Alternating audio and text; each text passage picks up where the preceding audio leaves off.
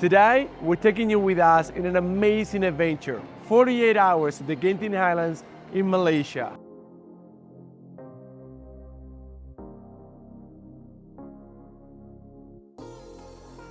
Come with us and discover this amazing place. There's so many things to do. Indoor theme parks, casinos, restaurants, shops, everything you can dream of. This place is amazing.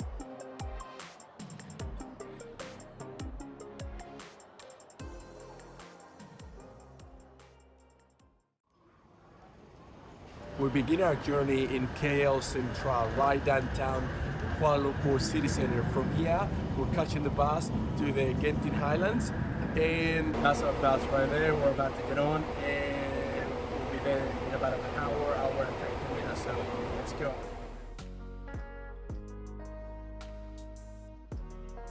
Genting Highlands, here we go.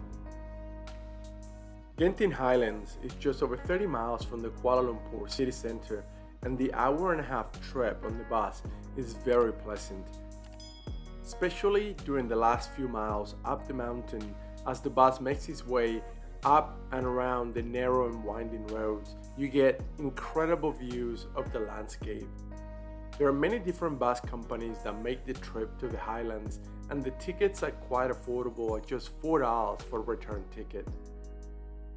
The bus finally dropped us off at the Awana Skyway station next to the Genting Highlands Premium Outlet, which is supposed to be one of the biggest shopping malls in Malaysia.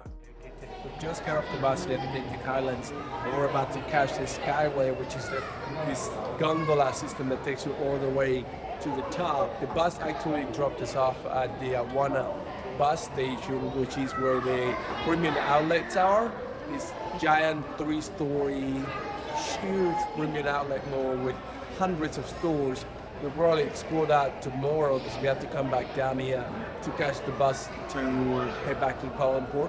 But right now we're catching the Skyway to go all the way to the top where the hotel, the amusement parks and all the attractions are. You have two main options when you buy the gondola or Skyway tickets. You can get on the regular one, which is 10 ringgit each way. You get a small discount if you get a return ticket, so you get it for 18 ringgit, so you save 2.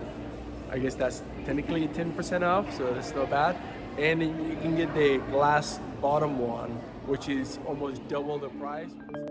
Built at the top of the mountain, just over 6,000 feet above sea level, Genting Highlands, also known as the city within the clouds, turned out to be much bigger than we expected.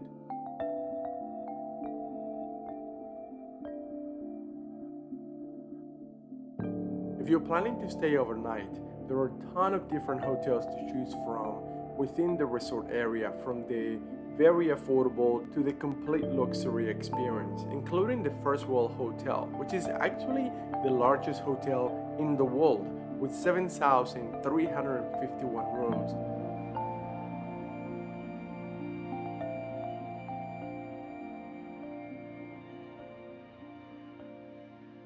The gondola dropped us off right next to the First World Plaza. The First World Plaza is at the center of the First World Complex, which is this giant indoor mall located at the heart of the Genting Highlands Resort. The complex is so big that it took us several hours of walking around and exploring to figure out what was really going on, but we eventually realized that the First World Plaza was literally at the center of everything.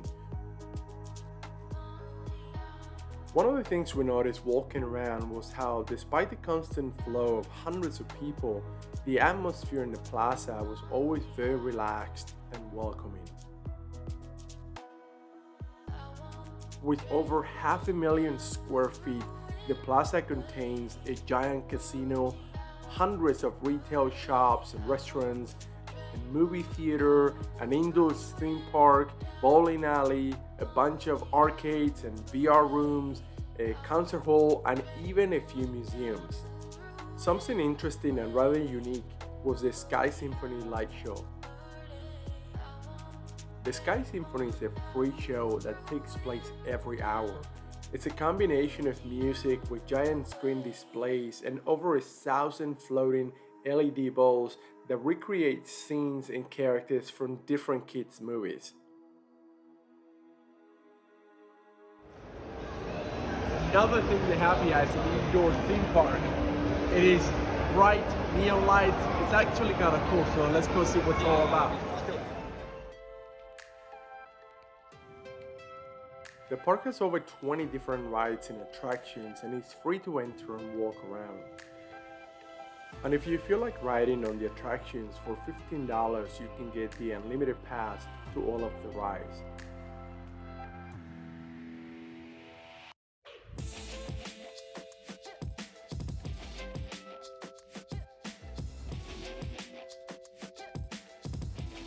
To us, it looked like the rides were rather small, mainly designed for children and their families, but it was actually really cool to just walk around with all the neon lights and just people watch.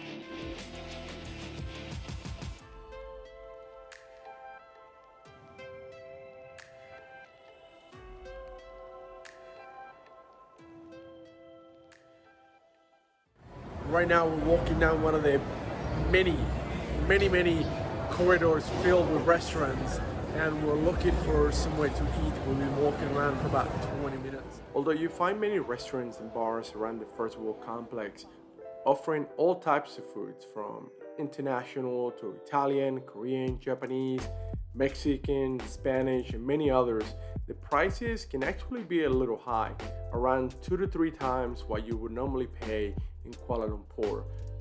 It's actually a little overwhelming. You're walking around for close to an hour. We couldn't decide where to eat. There's a gazillion places to pick here. At the end, we stopped to eat at this Italian, Spanish restaurant. Danielle's getting the salad. I'm getting some chicken pesto.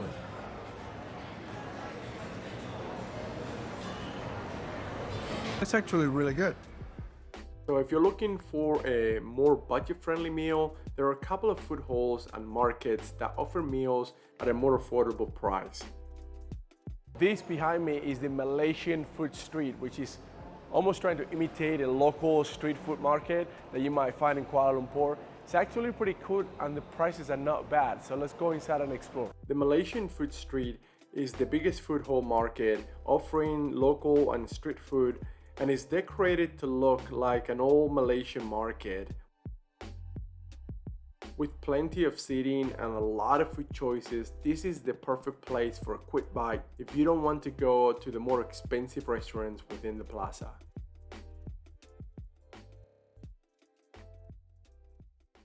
It's the morning of our second day here in the Genting Highlands. It's around 9 a.m. and we're going to get some coffee.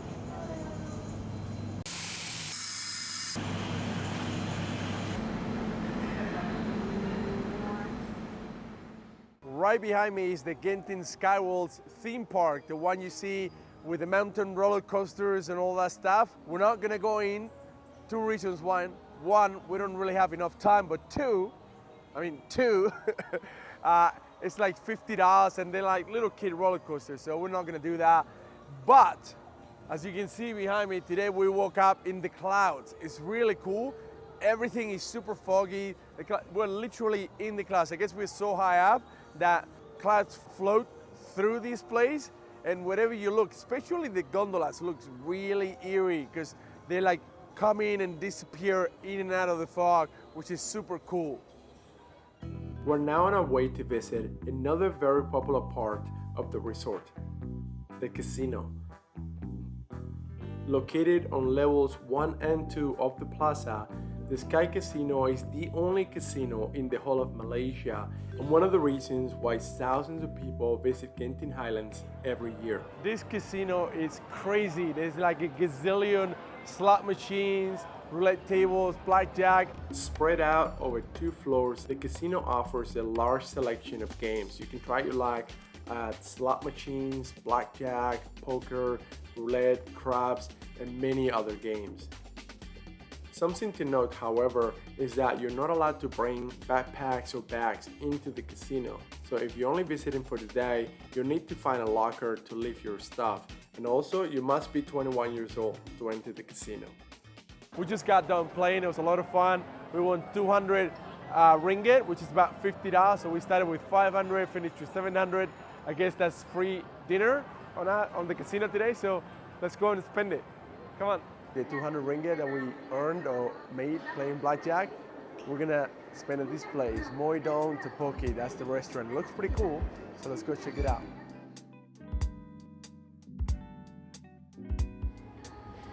I woke up craving for some noodles today. Seeing noodles everywhere yesterday, so getting some cheese ramen. Super excited. Super excited. We walked 11 miles yesterday, so our feet and knees are killing me. And it's 1 o'clock and we've already walked 4.5 miles. So when you come here, be prepared to walk and get lost a lot. You got the food? I'm so excited. Yes. What do you get? Let's see. Is that your noodles? Noodles. Is that mine? Yep, ham and cheese, my sir. Looks like there might be egg in it. Huh, interesting.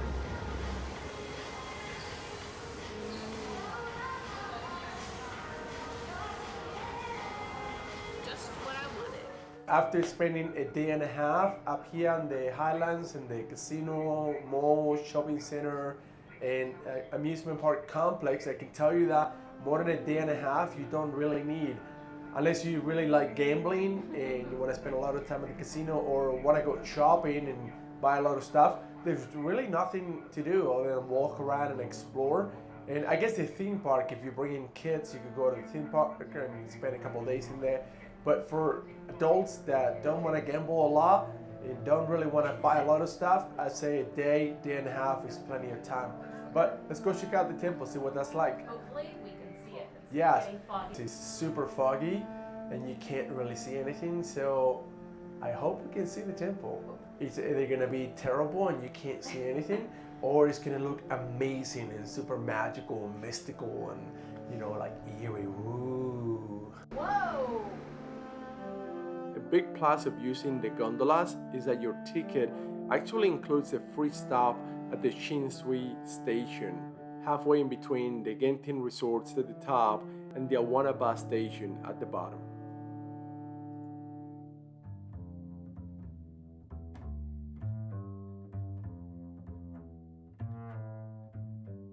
Okay, so we made it to the Chin Swee Temple. We're gonna go inside now and see if we can, I hope we can go all the way up. That would be really cool. The views will be amazing.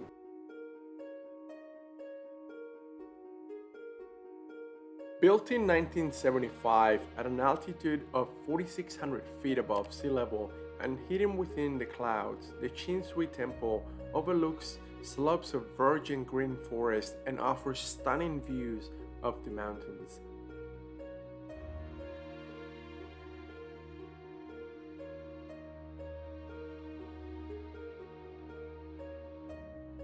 As we enter the temple, we find ourselves walking on the sky terrace. Expanding 35,000 square feet and paved with red tiles, this giant open-air terrace stretches from the entryway all the way to the giant 15-meter tall statue of the Buddha on the opposite side of the temple.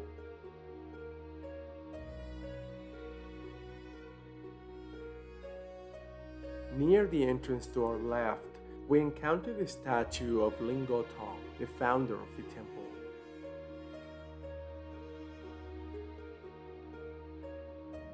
Lingo Tong, a successful Chinese Malaysian businessman, originally established the Chin Swee Association as a charitable organization that provided free medical services, education, and welfare to the local community. Just beyond the statue, we find an artificial fountain that cascades down a high wall of cream-colored tiles. Looking up, we find a statue of Guan Yin. Guan Yin, the goddess of mercy, is considered to be the physical embodiment of compassion and is a common sight within Taoist temples.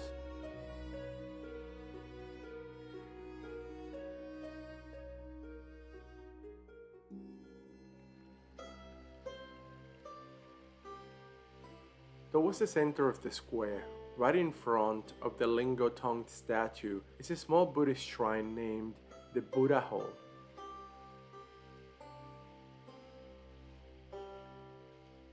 Here, visitors are able to make their offerings to the Buddha.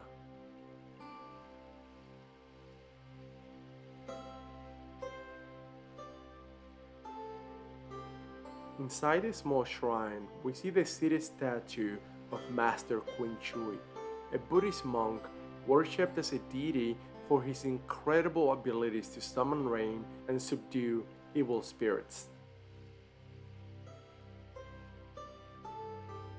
Walking over to the edge of the square, we get a stunning view of the mountain, and as we look down over the roofs of the temple's offices and the lower levels, we see that they're decorated with beautiful and colorful dragons. Dragons play a comparable role to gargoyles within the Western culture. Symbolizing power and protection, they're believed to provide protection against fire and lightning.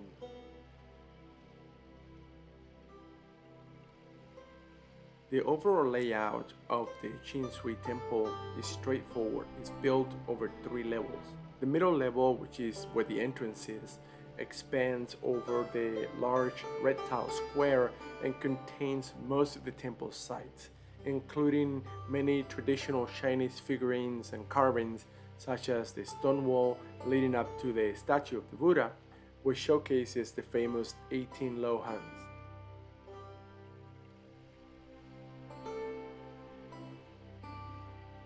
We have seen many different Buddha statues as we travel through Asia, but this is definitely one of the most impressive ones. It's not just the size of it at around 70 feet or 15 meters in height, it's also the stunning contrast between the gray stone and the green trees that surround it.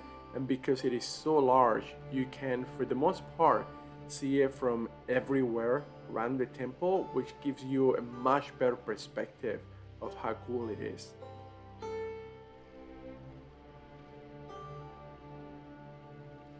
The bottom level contains the temple's offices and residences, including, we were told, 110 rooms for meditation, retreat, and self-discovery.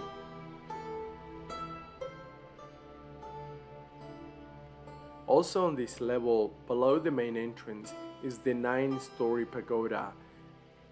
Unfortunately, during our visit, the pagoda was closed to visitors, so we weren't able to go inside and climb all the way to the top, but it's still pretty impressive to look at even from the outside.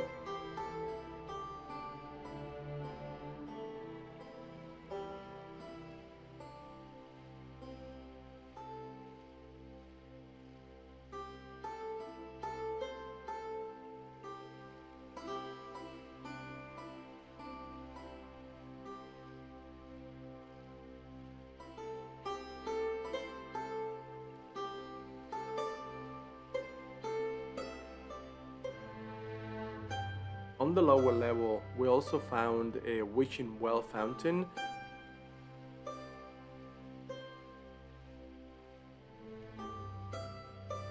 And a short 5 minutes walk away is the back entrance gate, which we found very impressive.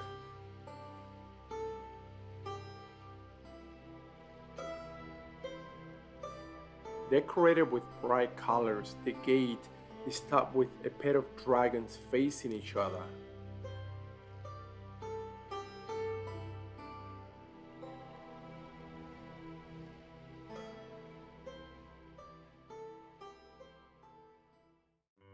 Coming back up, just to the left of the Buddha statue, we find a small gate leading up to the upper level and the journey to enlightenment.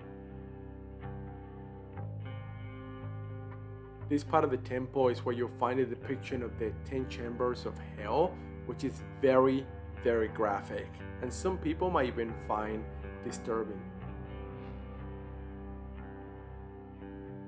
The information that was provided on the temple's website explains that the walk up the path is named Journey to Enlightenment because these chambers aim to discourage bad conduct by depicting the painful experiences an evil person would encounter in hell.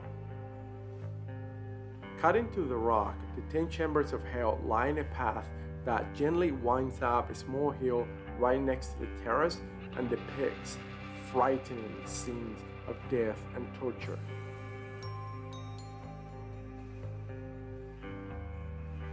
According to Chinese beliefs, the first chamber of hell is where the character and deeds of a dead person are assessed and where it's decided whether or not she or he should be punished and what kind of punishment they deserve.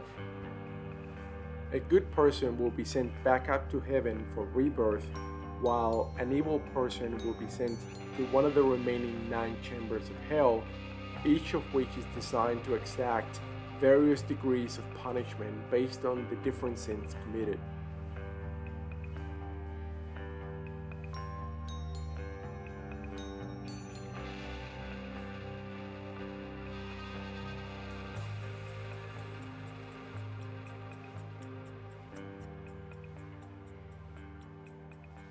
Exploring the Chin Swee Temple has been a lot of fun. It's been a little crazy though. When we first got here today, it was super cloudy and misty. You couldn't see anything.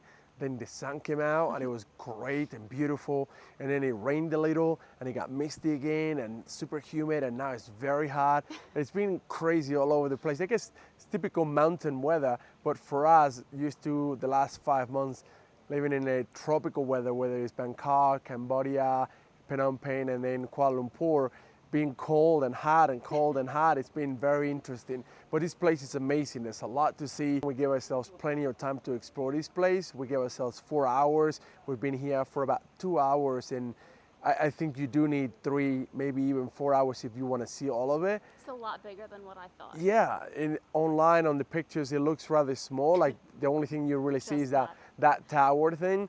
But the reality is there's a ton, and it's so many details and cool things, and wherever you go, you get a lot of peace, like this like sense of calm and peace everywhere, and you get a lot of space for yourself. So we've really enjoyed it so far. Hear water running.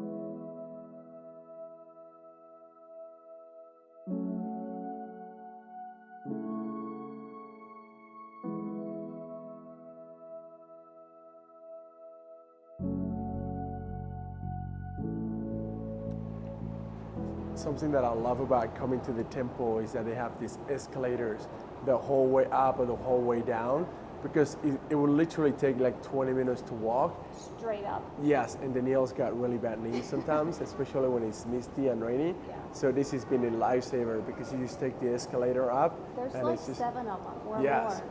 And it's very comfortable. It's great. And you get to enjoy the view, and you see the gondolas in the background. It's super awesome. And in case you're new to our channel, make sure you subscribe to us today so you continue to get awesome videos like this one. Now, if you haven't already done it, make sure you check out our little India video in Kuala Lumpur, one of the best little Indias in the whole wide world. I recommend it. You should see the link for that right up here.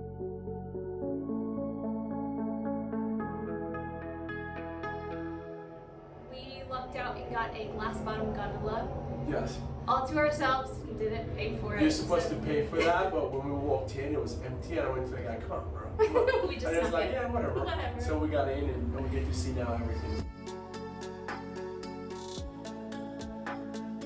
Okay, so we are back to where we started. We are back to the premium outlet, which is at the bottom. Overall, we had a ton of fun.